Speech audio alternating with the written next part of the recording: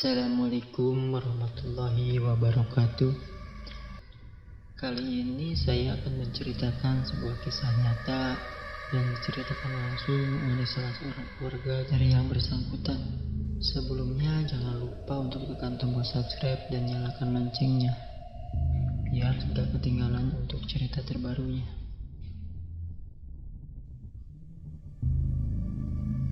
Kita langsung saja mulai ceritanya.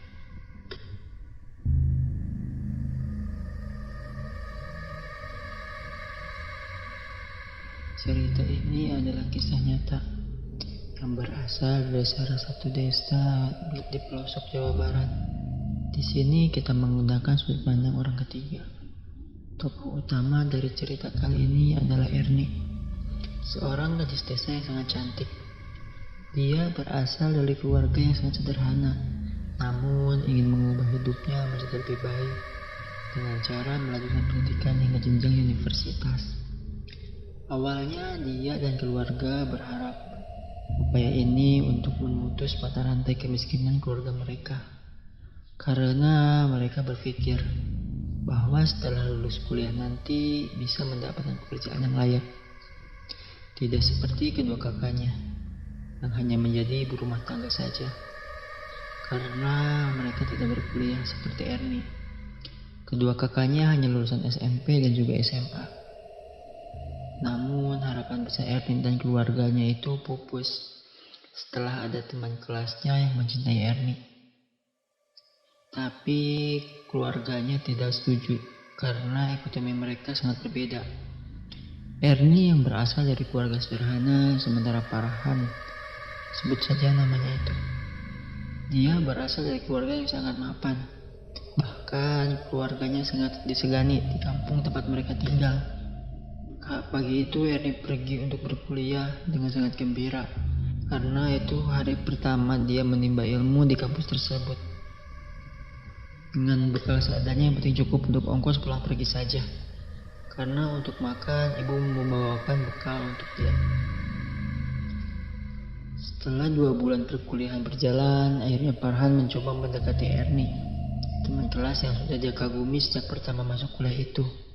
Erni gadis kampung yang sangat polos dan belum pernah berpacaran sebelumnya. Dia merasa sangat berbunga-bunga dan merasakan ada getaran cinta. Farhan merasa bahwa keinginannya disambut baik oleh Erni, dan dia pun merasa sangat bahagia dan berharap bahwa Erni adalah akhir petualangan sang playboy itu, karena banyak diketahui bahwa Farhan adalah seorang playboy yang sering gonta-ganti perempuan. Saat itu banyak sekali perempuan yang iri terhadap Erni, tapi hal itu tidak menyurutkan hasrat mereka untuk mengumbar kemesraan. Sampai Erni tidak sadar bahwa prestasinya semakin menurun sejak sering berpacaran dengan Farhan. Hingga suatu hari Farhan mengajak Erni main ke rumah orang tuanya. Tadinya Erni tidak siap untuk main ke rumah Farhan, tapi setelah Farhan paksa, akhirnya dia menurut saja. Alasan Erni tidak mau pergi ke sana karena dia tahu bahwa keadaan mereka jauh berbeda. Di hari itu kekhawatiran Erni pun terbukti, dan hari itu adalah awal malapetaka. Sesampainya di rumah Farhan, Erni sangat kagum dengan kekayaan orang tua Farhan, dan Erni pun dipersilakan masuk oleh Farhan. Tidak henti Erni mengagumi setiap sudut ruang rumah itu. Matanya berbinar-binar melihat keindahan itu, tapi dia tidak ingin berharap lebih karena takut menjadi kecewa. Saat Erni sibuk melamun, tiba-tiba dia dikejutkan oleh kedatangan perempuan cantik yang kira-kira berusia 45 tahunan. Wajahnya begitu terawat dan juga putih, yang tidak lain itu adalah ibunya Farhan. "Nih, kenalin, ini ibu aku." Farhan tersenyum sambil memperkenalkan ibunya kepada Erni. Erni berdiri dan mencium tangan perempuan cantik itu sambil berkata, "Saya Erni, tante." Senyum Erni pun mengembang saat jabatan tangannya itu disambut hangat oleh Ibu Farhan. Oh iya, Tante sudah banyak dengar cerita tentang Erni dari Farhan. Dia sering menceritakan tentang Erni pada Tante. Ayo silahkan man, jamuannya diminum, ucap Ibu Farhan dengan ramah. Kalau bapak aku sedang mengontrol para pekerja di ladang, jadi jam segini gak ada di rumah, ucap Farhan yang seolah tahu apa yang ada dipikirkan Erni. Erni hanya mengangguk sambil tersenyum. Sebetulnya Erni sangat canggung berada di sini. Dia berbicara sangat hati-hati, takut ada yang salah ucap atau membuat calon mertuanya itu gak suka. Hari itu Erni main ke rumah Farhan hanya beberapa jam saja, karena Erni merasa sangat tidak nyaman. Akhirnya dia meminta Farhan untuk mengantarkannya pulang. Sesampainya di rumah Erni, Farhan pamit pada kedua orang tua Erni. Di rumah Erni, Farhan diterima sangat baik oleh seluruh anggota keluarga Erni. Tapi hal itu sangat berbeda dengan pandangan Erni di keluarga Farhan. Setelah sampai rumah, Farhan berbunga-bunga. Dia tidak merasa bahwa ibunya kurang setuju sama Erni. Justru dia melihat ibunya itu sangat menerima Erni. Untuk Farhan, jatuh cinta pada Erni itu sangat berbeda dengan cinta-cinta pada perempuan yang lain. Meskipun Erni bukan orang kota dan tidak secantik mantan-mantannya, tapi tetap Erni istimewa. Dan Farhan sangat menginginkan untuk menghabiskan sisa hidupnya bersama Erni. Lamunannya tentang Erni harus terhenti gara-gara ketukan pintu kamar yang mengagetkannya. Tok. Farhan, ibu boleh masuk? Oh iya bu, sebentar bu, jawab Farhan. Setelah ibunya masuk ke dalam kamar, Farhan mempersilahkan duduk di kasur. Ya bu, ada apa bu? Tanya Farhan hati-hati. Nah, si Erni itu ibu lihat-lihat seperti bukan dari kalangan orang berada ya? Gerutu ibu. Hati Farhan seketika tersentak. Farhan paling malas kalau sudah melulu ngurusin tentang harta dan juga harta. Bukan bu, dia hanya orang kampung biasa. Bapak dan ibunya hanya buruh tani saja, jawab Farhan dengan jujur. Seketika wajah ibu Farhan berubah sangat asam. Kenapa kamu baru cerita sama ibu sekarang Farhan? Teriak ibunya dengan marah. Ibu, kenapa sih selalu memandang orang lain itu dari materinya? Jawab Farhan tidak kena sengit. Pertanyaan macam apa itu Farhan? Itu pertanyaan yang tidak perlu kamu tanyakan pada ibu, ucap ibu sambil melotot. Aku cinta sama dia bu. Belum pernah aku merasakan cinta seperti ini, Farhan mengatakannya sambil memelas.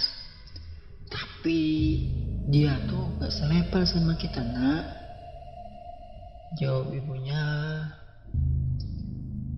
Biarkan aku yang memilih bu, ucap Farhan sambil menahan isak tangis. Kamu itu anak gak tahu diri. Kamu mau jadi anak durhaka, gak nurut sama orang tua. Aku yang mengandungmu dan juga membesarkanmu. Bahkan semua yang kamu minta tidak ada yang tidak dikabulkan. Sadar, kamu jangan gara-gara wanita itu jadi membangkang. Ibunya kembali murka pada Farhan sambil berlalu pergi dari kamar anaknya itu. Sepeninggal ibunya, dia merasa bahwa semua sudah tidak baik-baik saja.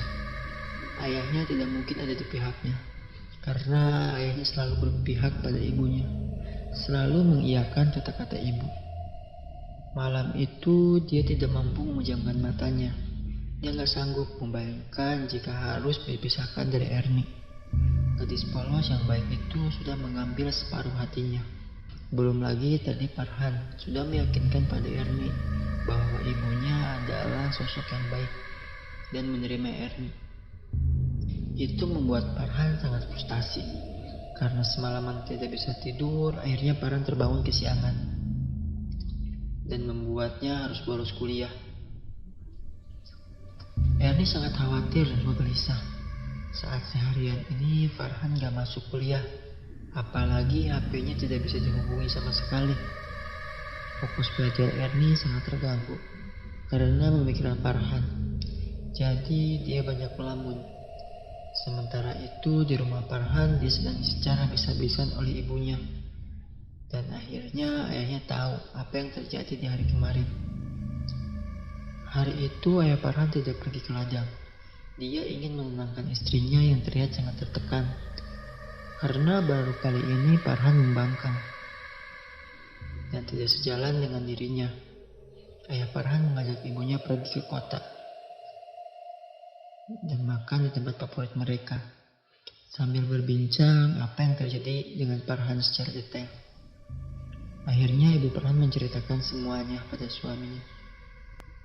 Suaminya ya sangat paham tabiat istrinya yang keras dan tidak mau ditentang oleh siapapun termasuk dirinya. Lalu apa bu rencanamu selanjutnya? Tanya ayah Farhan hati-hati. Aku mau pergi ke rumah Erni saja pak, dengan sorot mata yang tajam. Mau apa kamu bu sana? Aku mau melihat keadaan yang sebenarnya pak, ingin bertemu juga sama keluarganya. Bapak ikut aja bu, gimana baiknya lah. Ya bagus, kalau gitu. Besok aku akan berangkat sendiri, mengendarai mobil yang paling bagus. Biar keluarga Erni itu berpikir bahwa kita itu beda level. Mendengar penuturan istrinya, sang suami hanya mampu menggelengkan kepalanya. Tidak tahu apa yang harus dia lakukan untuk mencegah langkah istrinya itu. Seolah tahu apa yang sedang dipikirkan oleh suaminya, sang istri langsung berkata, "Jangan pernah menghalangi langkahku, Pak. Aku tahu apa yang terbaik buat anak kita," ucap ibunya Bapak Satria sambil melotot. "Ya sudah, kalau itu keputusan ibu, aku mendukungmu, Bu," ucap ayah Farhan sambil menunduk ragu. Hari itu ibu Farhan betul-betul pergi ke rumah Erni. Kebetulan Erni tidak ada di rumah karena Erni sedang berkuliah. Berbekal alamat dari Farhan, dia mencari sendiri masuk ke pelosok desa di mana rumah Erni berada. Setelah dia yakin bahwa itu adalah rumah Erni, akhirnya dia parkir di halaman rumah itu. Halaman yang sangat luas dan asri. Di sana ditanami banyak pohon dan bunga-bunga yang membuat sejuk. Rumah itu memang sangat sederhana, hanya terbuat dari anyaman bambu saja. Permisi, permisi, ucap ibu Farhan dengan nada yang terdengar sangat tidak sabar. "Ya bu, mau ke siapa?" tanya anak perempuan usia 12 tahun. "Apa betul ini rumah orang tuanya Erni?" tanyanya ketus. "Oh iya betul bu, saya adiknya. Ibu dan bapak masih kerja di ladang, belum pulang." "Masuk dulu aja bu," ucap sang adik sangat ramah. Akhirnya mereka masuk dan adik Erni membawakan minum dan juga cemilan seadanya. "Maaf, cuman ada ini bu. Saya tidak biasa tuh makan makanan kayak gitu." "Maaf ya, gak level," jawab ibu Farhan dengan ketus. Adik Erni yang semula ramah nampak tersinggung dengan ucapan ibu Farhan itu. Akhirnya mereka hanya saling diam, menunggu orang tua Erni. 20 menit menunggu, akhirnya ibunya Erni datang dengan wajah lusuh dan baju sangat kotor penuh lumpur. Dia merasa sangat lapar dan sangat lelah bekerja hari itu. "Itu ibu udah pulang," ucap sang adik. Ketika ibu Farhan melihat ibu Erni di luar, dia langsung keluar dan berkata dengan angkuh, "Bu, tolong ya, Anda tahu diri sedikit. Jangan biarkan anak gadismu bernama Erni itu mendekati. Apalagi gatal pada anakku Farhan. Kalian itu miskin, gak sepadan sama kita. Ibu Erni yang sangat terkejut dengan perkataan tamunya itu. Apalagi kondisinya sedang lapar dan juga capek. Jadi tanpa aba-aba dia langsung balik menyerang. Jangan belagu ya. Anda mentang-mentang orang kaya. Maksudnya apa menuduh anak saya kegatelan? Asal Anda tahu, anak Anda yang mengejar-ngejar anak saya. Anda tidak berhak menghina keluarga saya. Meskipun saya miskin, saya tidak pernah meminta-minta pada Anda. Serangan Ibu Erni yang sangat mengejutkan Ibu Farhan. Ibu Farhan kira orang miskin itu tidak akan berani melawan orang kaya. Ternyata Ibu Erni berbeda. Sampai membuat Ibu Farhan tidak mampu berkata-kata karena shock. Ibu Erni merasa belum puas mempermalukan tamunya itu. Akhirnya warga yang melintas depan rumahnya yang baru pulang dari ladang itu dipanggil. Setelah merasa sudah banyak warga, Ibu Erni berbicara lantang. Lihat, ini ada orang kaya dari kota yang tidak tahu malu menghina aku, orang miskin. Padahal aku tidak pernah satu perak pun meminta hartanya, tidak pernah menyusahkannya sedikit pun. Ibu Erni merasa sangat puas sudah membalas perlakuan tamunya itu. Akhirnya Ibu Farhan dengan kesal pulang tanpa pamit. Niatnya ingin mempermalukan, malah dipermalukan. Ini benar-benar di luar prediksinya.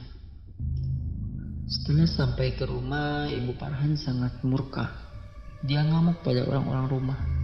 Dia merasa bahwa harga dirinya dilukai. Malamnya keluarga itu berkumpul di ruang TV dan membahas apa yang sudah terjadi di rumah Erni. Tapi dibumbui dengan kebohongan dan drama menangis. Ibunya Farhan bercerita bahwa hanya dia yang tersakiti dan merasa dipermalukan. Farhan dan bapaknya mempercayai mentah-mentah hal itu. Mereka sangat murka pada keluarga Erni.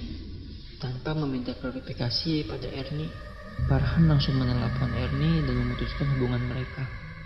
Di rumah, Erni selain shock karena diputuskan oleh Farhan, dengan tiba-tiba ibunya juga mengoceh tentang kejadian tadi siang yang menimpanya. Ayah Erni ikut shock dan kesal pada keluarga Farhan. Mereka menasihati Erni untuk menjauhi Farhan karena mereka rasa perbedaan itu akan menjadi bumerang untuk ke depannya. Erni yang notabene anak yang nurut akhirnya mengiyakan. Lagian percuma juga bertahan karena Farhan sendiri sudah memutuskannya. Sebetulnya Farhan itu anak yang nurut dan sayang sekali pada orang tuanya. Makanya dengan kejadian ini dia berniat untuk mencelakai Erni dan membuat keluarganya sengsara. Hari itu Farhan berangkat ke sebuah desa yang sangat jauh. Dia berniat ingin bertemu dengan dukun sakti. Dukun yang dulu pernah menangani pamannya saat berlaga menjadi calon kepala desa. Sesampainya di sana, Farhan pun menyampaikan maksud dan tujuannya. Maaf bah, saya sakit hati sama orang. Keluarga saya dihina oleh mereka. Saya ingin membuat keluarga mereka sengsara, cerita Farhan. Ada foto orangnya. Sang dukun itu dengan suara serak. Farhan langsung menyodorkan dukun itu. Kamu mau apakan mereka? Tanya sang dukun. Aku belum tahu, Mbah. Yang penting aku pengen mereka sengsara saja.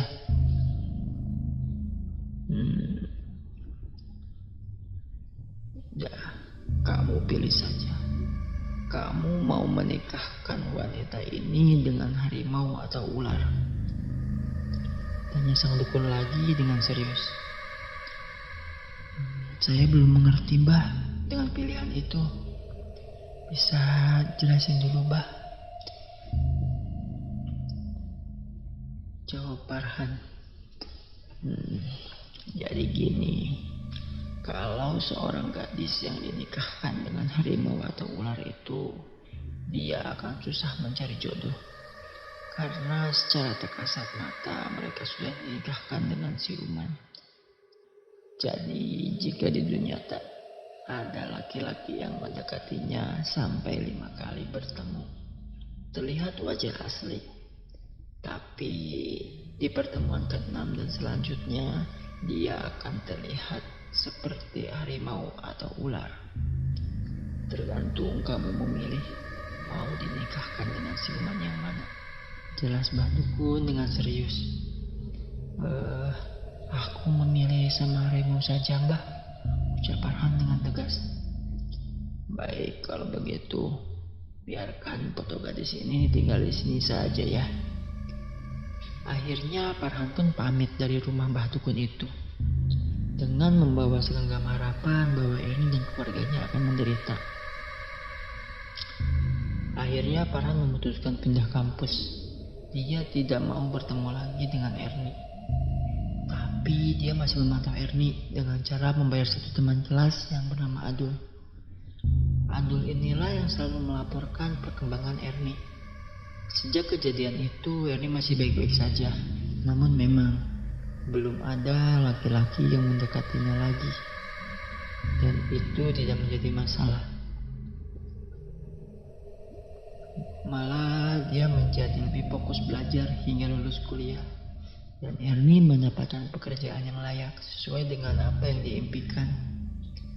Farhan yang juga lulus kuliah meneruskan usaha ayahnya itu. Tapi Farhan selalu memantau kehidupan Erni dari temannya itu. Dia selalu mendapatkan kabar bahwa Erni masih sendiri karena tidak ada laki-laki yang mau mendekatinya.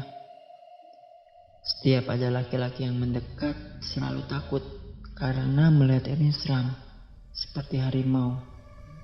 Dan juga sering kerasukan makhluk halus yang menyerupai harimau. Karena saat sedang kerasukan, Erni selalu berperilaku seperti harimau. Orang tua Erni yang berusaha mengobatinya dengan mendatangi para kiai yang pintar dengan ilmu kebatinan, tapi tidak pernah berhasil. Erni masih tetap seperti itu. Mendengar hal itu, Farhan sangat puas. Dia sangat senang mendengar penderitaan Erni dan juga keluarganya. Setelah sekian lama tidak ada kabar lagi tentang Erni, tiba-tiba Farhan mendapatkan telepon dari Adul bahwa Erni sekarang sedang dekat dengan anak orang kaya juga. Farhan merasa sangat marah. Kenapa guna-guna dukun itu sudah tidak bereaksi lagi pada Erni? Farhan yang marah mendengar kabar dari Adul segera pulang dari ladang. Dia berniat ingin mendatangi dukun itu lagi untuk menambah penderitaan Erni. Namun naas, karena tidak fokus mengendarai, Farhan jatuh dan terlindas oleh truk dari arah yang berlawanan. Dia meninggal di tempat. Ibunya yang mendengar kabar itu langsung shock dan tidak menerima kepergian anak kesayangannya itu. Akibatnya ibunya sampai sekarang ada di rumah sakit jiwa karena menderita gangguan jiwa. Sementara ayah Farhan menikah lagi dengan salah satu pegawainya yang cantik dan masih muda. Sementara itu keluarga Erni sampai hari ini masih sangat merasakan dampak dari perbuatan Farhan itu. Erni yang sudah berusia 33 tahun belum juga menemukan jodohnya karena laki-laki yang mendekat selalu mundur di pertemuan yang ke-6. Yang lebih memilukan lagi, adik Erni sudah ada yang mau meminang. Hal itu membuat ibu dan ayah Erni tertekan karena kalau di kampung gadis yang berusia lebih dari 20 tahun dia belum menemukan jodoh. Hal itu membuat ibu dan ayah Erni tertekan karena kalau di kampung gadis berusia lebih dari 20 tahun belum menikah itu seperti aib yang memalukan. Karena citra itu, Erni juga menjadi gadis yang murung. Dia keluar dari pekerjaannya. Tiap hari dia hanya diam di kamar. Bahkan untuk sekedar keluar rumah dan berjemur pun sangat sulit untuk dilakukan. Sekian untuk cerita kali ini. Kita bisa ambil pelajaran bahwa bagaimanapun keadaan kita tidak boleh berlaku sombong. Kita harus selalu rendah hati. Sejahat apapun orang kepada kita harus berusaha tidak membalas dengan kejahatannya lagi. Karena pada hakikatnya apa yang dia lakukan akan kembali pada dirinya juga. Biarkan karma yang membalas semuanya. Buat yang penasaran cerita selanjutnya, tunggu di part 2-nya.